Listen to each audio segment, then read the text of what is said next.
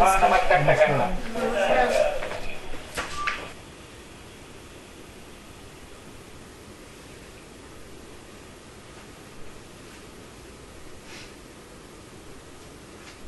आज मगाशी आपण मौनाबद्दल म्हणालो.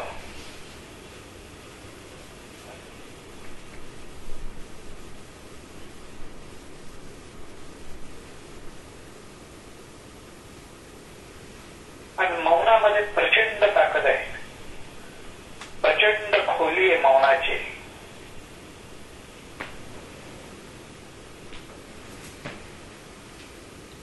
पण या मौनाचा उपयोग करून घेतला पाहिजे.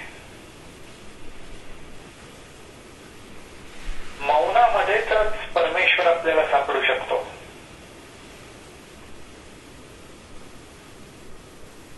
मौनाचा मार्ग हळुवारपणे, सावकाशपणे, दबक्या पावलाने आपण म्हणतो त्याप्रमाणे परमेश्वरापाशी आपल्याला घेऊन जातो. आणि त्यालाच माऊली म्हणतात, ज्ञानदेवा मौन जप माळ अंतरी, धरोने श्रीहरी जपे सदा.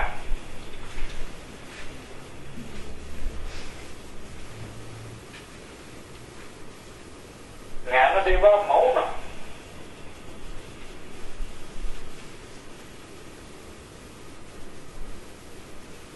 मौन धरलं पाहिजे, शांत बसलं पाहिजे.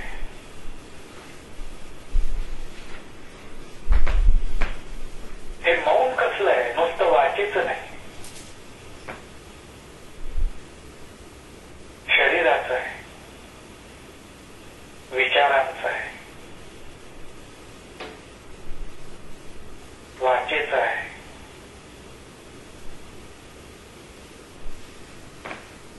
जप माळ अंतरी.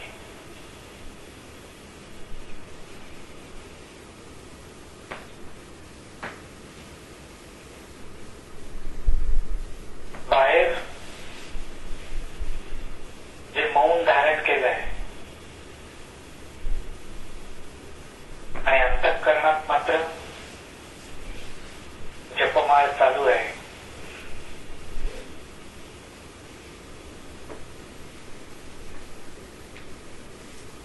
बाहेरच्या जगातलं बोलणं बंद पडलंय.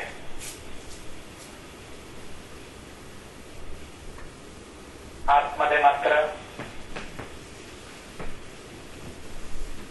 नामाचं स्मरण,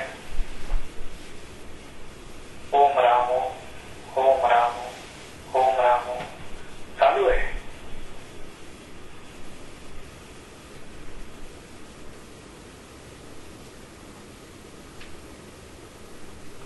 पण हे ओम रामो कसं चालू आहे?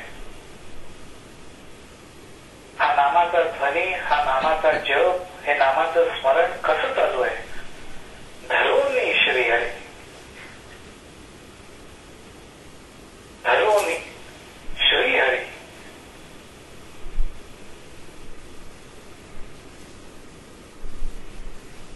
ही त्याची खूण आहे.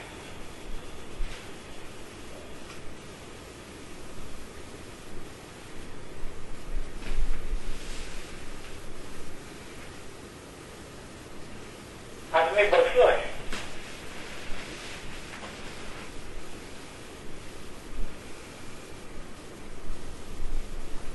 कसा बसलोय? शांत बसलोय.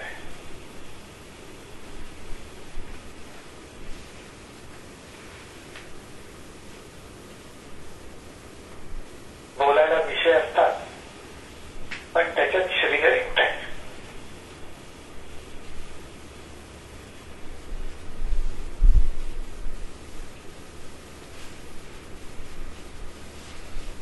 मनाच्या कारखान्यातून अनेक विचार बाहेर प्रगट होत असतात.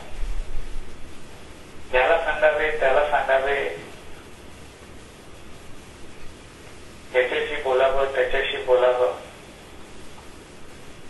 त्याच्यात ओमराम ओम कुठे आहे?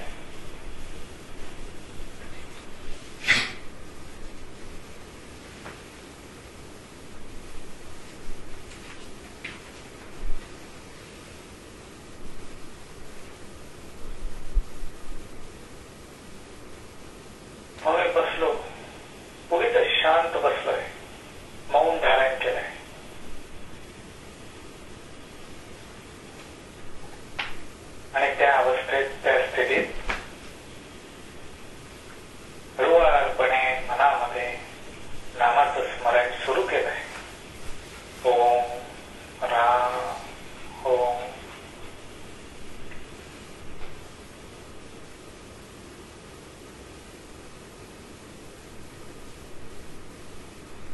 आणि त्याबरोबरच श्रीहरीला पण धरून ठेवतोय.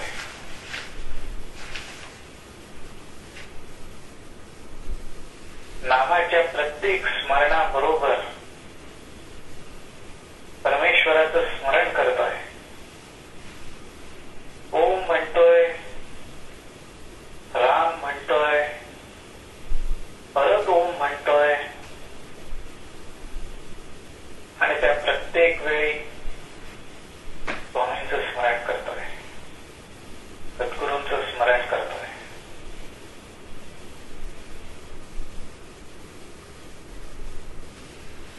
त्यांना सोडत नाहीये, कारण दुसरं धरण्यासारखंच काही नाही.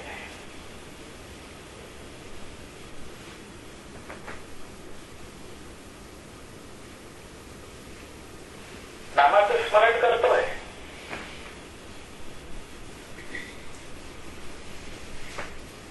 पण श्रीहरीला न धरता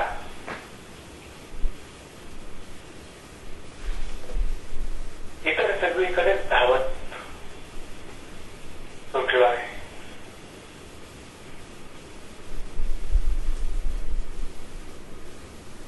इतर अनेक गोष्टीच मला येऊन धरतायत किंवा इतर गोष्टींना धरण्यासाठी मी मागे पळतोय. त्या पळणाऱ्या मनाला, त्या धावणाऱ्या विचारांना परत मागे खेचलं पाहिजे. त्या ओम बरोबर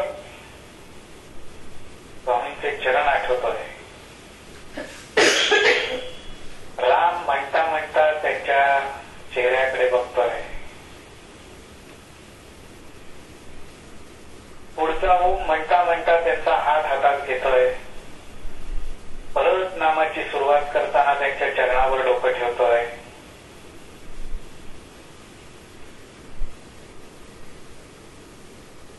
त्यांना सोडतच नाहीये.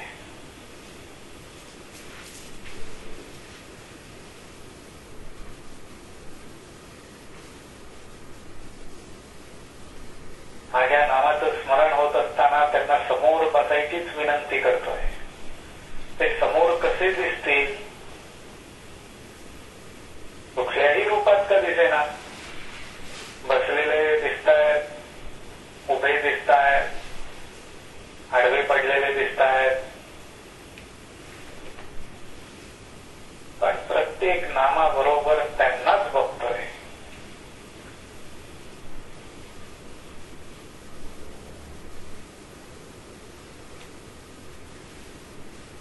कारण नाम घेता घेता मनाला दुसरं काही धरण्याचा विषयच उरता कामा नये.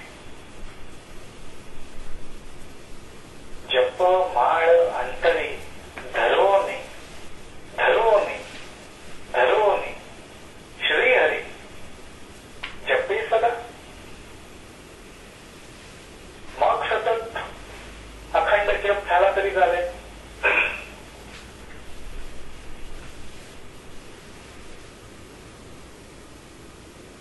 ज्ञानदेवा मौन जप माळ अंतरी जपे सदा असं म्हणत नाहीत माऊली. तो जप अखंड कसा व्हावा तर धरून श्रीहरी जपे सदा.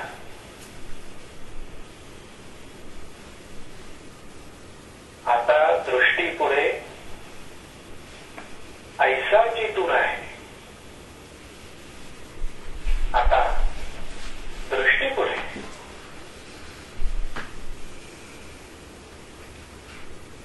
ही दृष्टी कुठली आहे? मनाची दृष्टी आहे.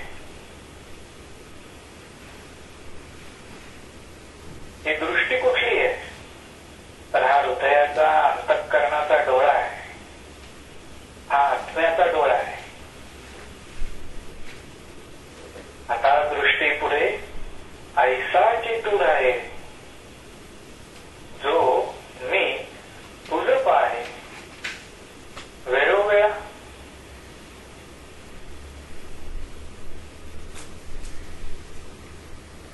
आत्मी चंचल आहे.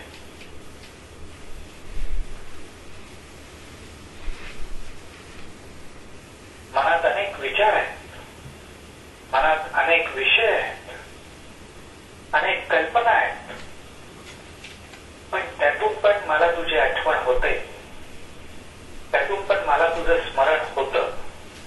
ही तुझीच कृपा आहे. आणि हे स्मरण, हे आठवण जेव्हा मला होते,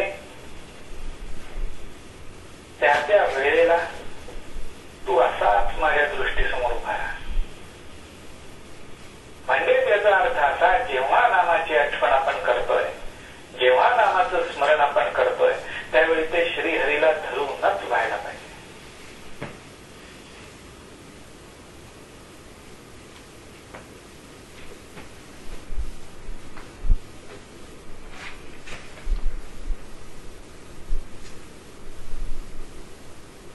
धरो मी श्रीहरीच्या पेसना, धरो मी श्रीहरीच्या पेसना.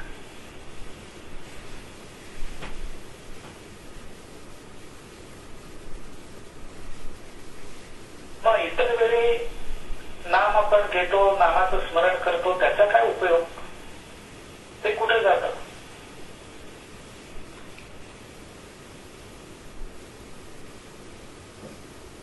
ते जात कुठं नाही. त्याचा उपयोग एवढ्याच कारणासाठी होतो की विचार, विषयांच्या मागे जे मन भरकटत भरकटत भरकटत भरकटत लांब वर जातं, त्या लांब वर गेलेल्या मनाला परत आणण्यासाठी त्या मनाच्या गळ्यामध्ये तो बांधलेला दोर आहे.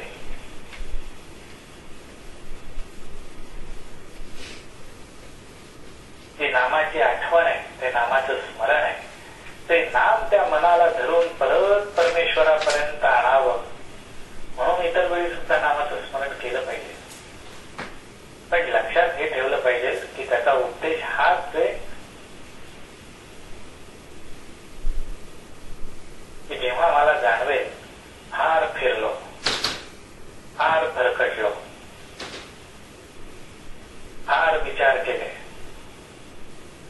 फार मोहात, फार मायेत, फार संसाराच्या गोष्टींमध्ये, फार प्रापंचिक गोष्टींमध्ये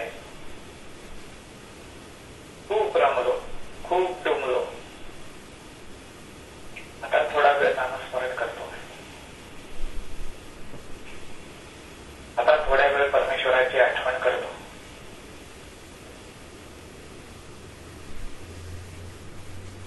त्या त्या वेळी तो आपल्या समोर उभा राहायला पाहिजे.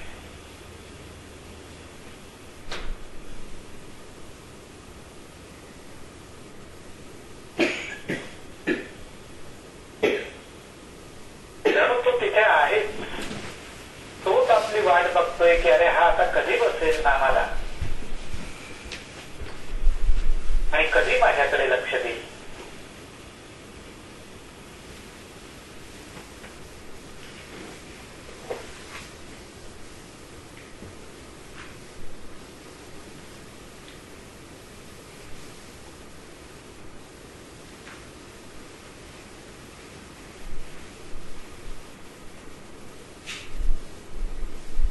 तर असं अंतःकरणापासून, हृदयापासून नावाचं स्मरण व्हायला पाहिजे.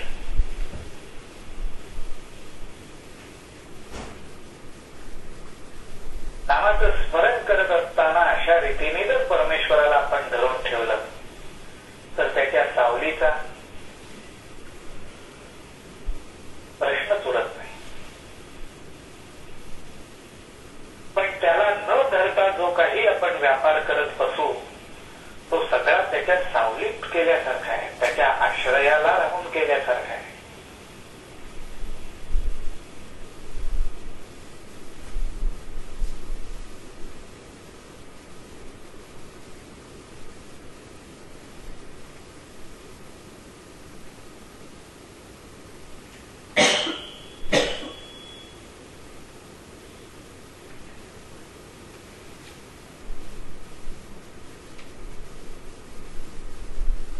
आज एखादा लाकूड तोड्या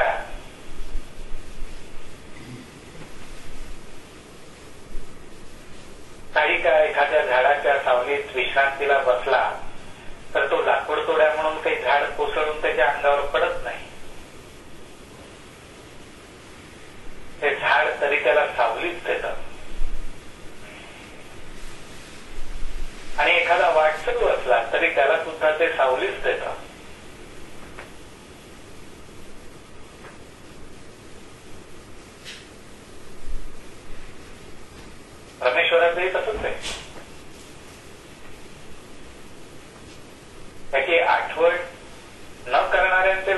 सुद्धा त्याच्याच सावलीत चाललेले असतात, पण त्यांच्यावर सावलीची पकड जास्त असते. आणि ज्यांचे व्यवहार परमेश्वराला धरून त्याच्या सावलीत चाललेले असतात, त्यांच्यावर परमेश्वराची कृपा दृष्टी असते.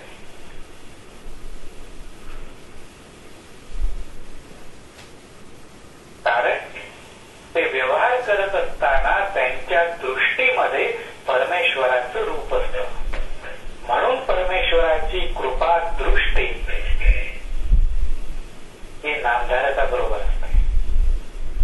कारण नामधारकाच्या दृष्टीपुढे त्याचं रूप नेहमी असतं. आता दृष्टी पुढे ऐसा तुझी राही, जो मी तुझं पाही वेळ वेळ.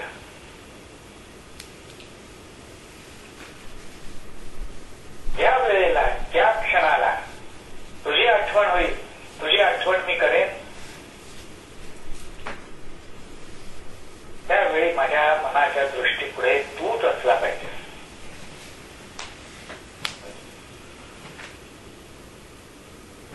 नामाचं स्मरण चालतं, नामस्मरण चालूच असतं, नामस्मरण होतच असतं.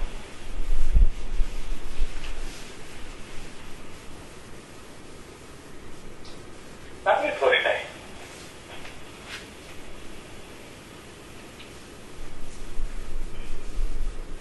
तो सवयीचा भाग झाला. ती सवय लागण्यासाठी ते उपयोगीच आहे. पण आता ती सवय लागल्यानंतर त्या लागलेल्या सवयीचा उपयोग कसा करून घ्यायचा, ही खरी कला आहे. थोड्याफार प्रयत्नाने, थोड्याफार अभ्यासाने चांगल्या वाईट दोन्ही सवयी जडतात. त्यात विशेष काय? आज थोडेफार श्रम घेतले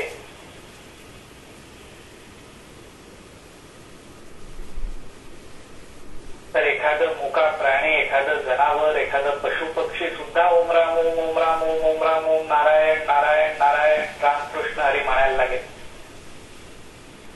त्याला पण ती सवय लागेल.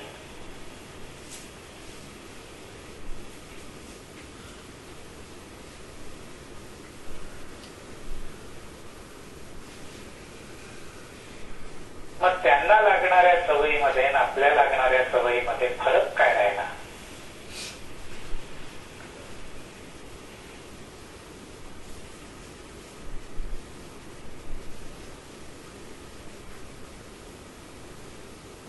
आपल्याला लागणाऱ्या सवयीमध्ये वैशिष्ट्य हे आहे की आपल्याला लागलेल्या सवयीचा आपण योग्य उपयोग करून घेतला पाहिजे.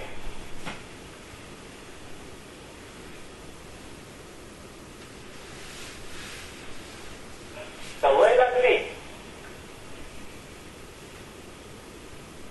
पण त्या सवयीमध्ये भाव आला का?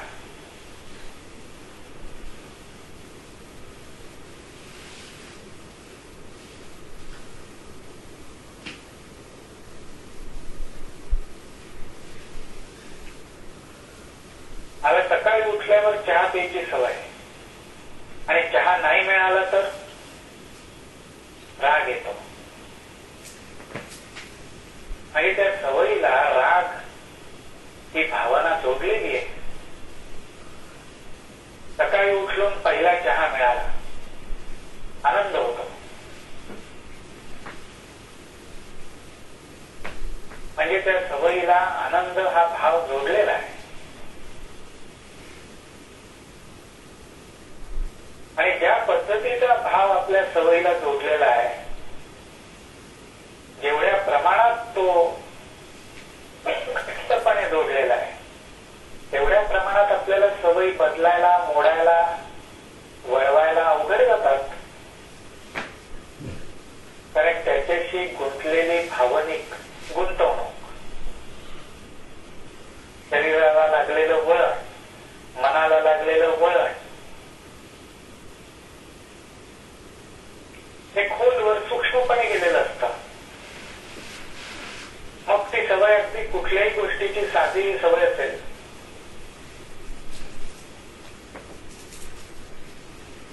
मग चहाची सवय असेल,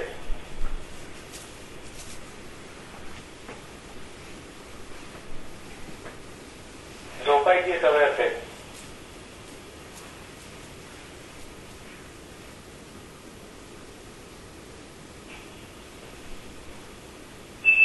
जागा बदल, अनेक गोष्टी असतात.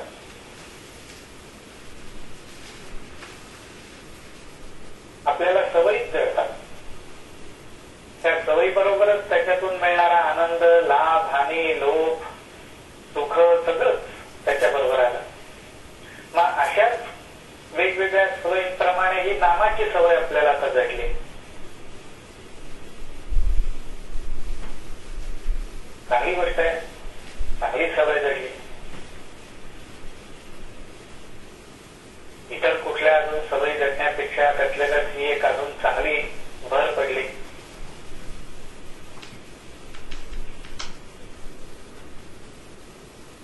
पण मग या सवयीचा आता उपयोग कसा करून घ्यायचा?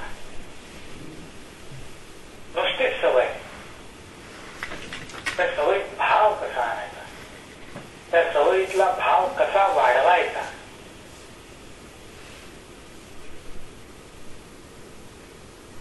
त्या सवयीचंच अधिष्ठान कसं निर्माण व्हायला पाहिजे,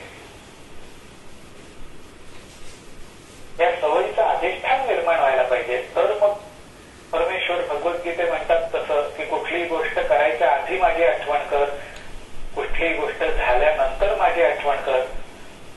सांगितलं परमेश्वराने, ठीक आहे, पण ती आठवण करायची सवय तर आधी जडली पाहिजे. किंवा जडलेल्या सवयीचा कुठे उपयोग करून घ्यायचा आहे हे तरी समजलं पाहिजे.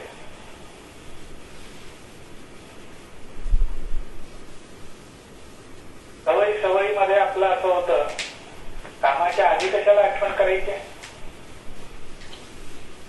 कामाच्या नंतर कशाला आठवण करायची, काम होत असताना कशाला आठवण करायची, का नाक चालूच असतं.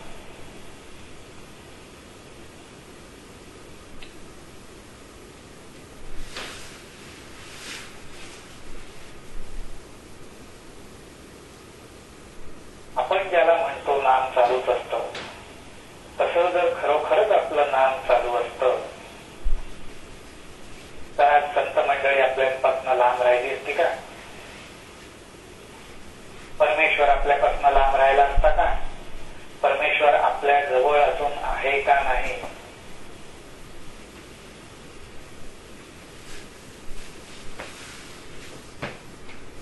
अशी शंका, असा संदेह, असा संशय राहिलं असतं का? जो उघडपणे सांगतो जिथे माझा नामघोष चालतो तिथेच मी सापडतो, पण तो नामघोष कसा चालतो? मला धरून चालतो म्हणून मी तिथे सापडतो. नुसता नामघोष होतोय म्हणून मी येऊन बसतो तिथं असं नाही. मग कितीतरी जगात अशी स्थान आहेत जिथे नामघोष चाललेला आहे. म्हणजे काय तिथे सगळीकडेच भगवंत आहे की काय? भगवंत आहे सगळीकडे, अधिष्ठान तसं नाही. सवयीमध्ये सुद्धा परमेश्वराचं अधिष्ठान निर्माण व्हायला पाहिजे असेल तर जी सवय लागली त्या सवयीचाच भाग म्हणून जेव्हा आपण त्या सवयीकडे बघतोय, त्याची आठवण करतोय, त्यावेळी तो समोर आपल्या पाहिजे.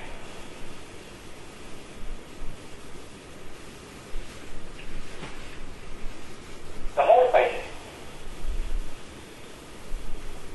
मग भले साधी गोष्ट असू दे. मलाच उदाहरण की सकाळी उठलो, चला पहिला चहा पी, तर फार आनंदाची चांगली गोष्ट आहे. तर साधा चहाचाच कप, पण सवयच अशी जडली की तो पहिला चहा मिळाला की खरोखरच अमृत तुल्य.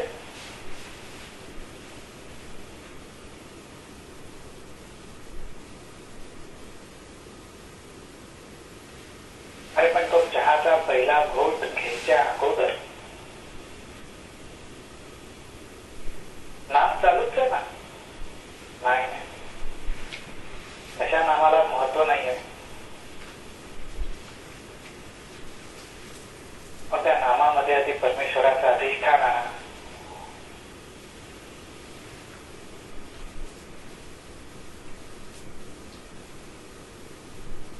अरे स्वामी, तुझी कृपा आहे म्हणून मला चहा मिळतोय, म्हणून आज हा घोट चहाचा मला मिळू शकणार आहे.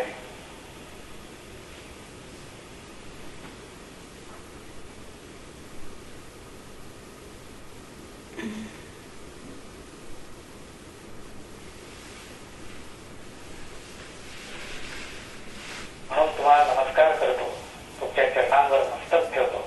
ते तुमचे चरण मला दाखवा. त्या तुमच्या चरणांचं स्मरण मला तुमच्या नामाबरोबर होते.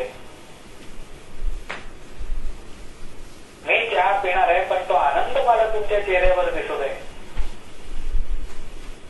मला चहा मिळाला, मीच आनंदी झालो, अरे उपयोग काय? मला जी गोष्ट केल्यानंतर जो आनंद होणार आहे तो मला आधी परमेश्वराच्या चेहऱ्यावर बघू दे ना.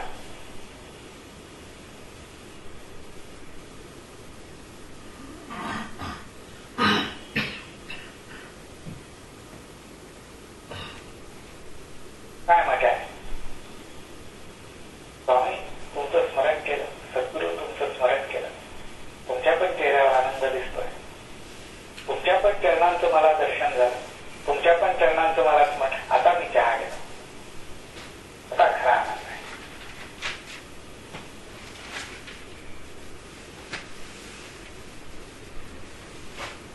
ही अशी कर्माची सुरुवात व्हायला पाहिजे.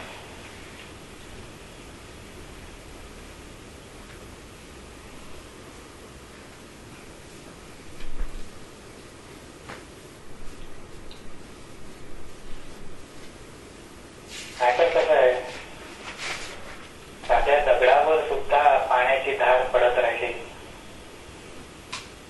किंवा दगडावरनं सुद्धा सारखं पाणी वाहत राहिलं तर तो दगड सुद्धा गुळगुळीत होऊन जातो.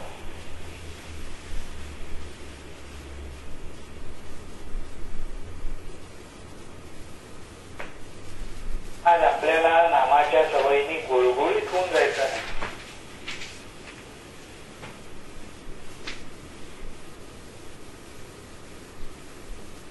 त्याच्यामध्ये भक्तीचा, ज्ञानाचा, कर्माचा, ध्यानाचा बांध आपल्याला बांधता आला पाहिजे.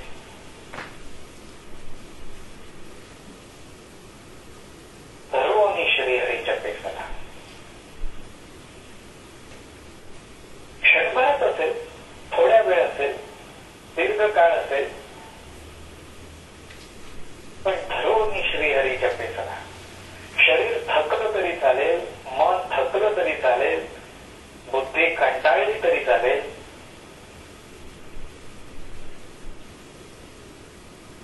शरीराचा मनाचा तोल ढासळला तरी चालेल,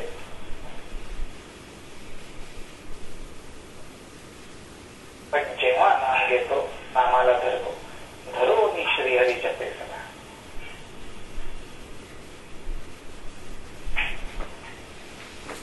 हे श्रीहरीला धरणं, या धरण्यामध्येच तर मनावर, विचारांवर ताबा आणणं आहे.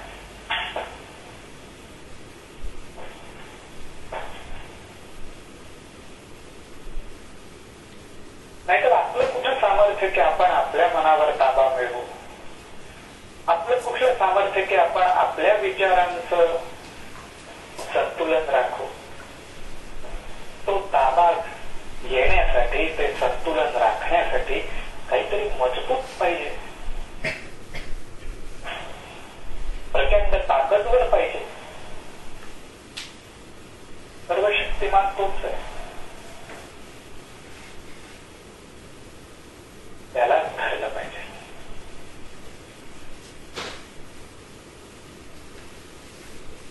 अशा रीतीने आपल्याला